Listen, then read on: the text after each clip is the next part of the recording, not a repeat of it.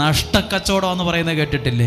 അല്ല, നഷ്ടക്കച്ചവടമൊന്നുമല്ല. ചിലരൊക്കെ ആവേശത്തിൽ പറയും, എനിക്ക് ഇതിനൊക്കെ എവിടാ സമയം, എനിക്ക് നേരെ നിൽക്കാൻ പോലും സമയമില്ല, പിന്നെയാണോ എനിക്ക് ഇതൊന്നും പറ്റത്തില്ല കേട്ടോ, എനിക്ക് ഭയങ്കര ബിസിയാണ്. എന്ത് ബിസിയാന്നാ ഈ പറയുന്നത്? ജീവിതത്തിന് ആവശ്യമായ നന്മകളില്ലാതെ, അനുഗ്രഹമില്ലാതെ ഓടിയതും നേടിയതും ഒക്കെ നഷ്ടമായി പോകും. ചിലപ്പോൾ ദൈവത്തെ കൂട്ടുപിടിക്കാതെ ഓടിയിട്ട് ഇന്ന് മെച്ചോ ഇല്ല, മിച്ചോ ഇല്ല, കടവല്ലാതൊന്നില്ല. ദൈവം നിനക്കെല്ലാം നൽകും.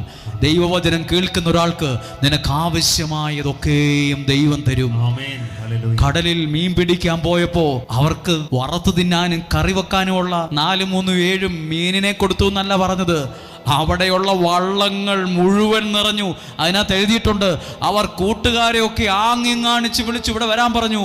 മറ്റുള്ളവർക്ക് കൂടി കൊടുക്കാൻ പാകത്തിന് ദൈവം ചിലപ്പോൾ നിന്റെ കയ്യിൽ വലിയ നന്മകൾ ഏൽപ്പിക്കും.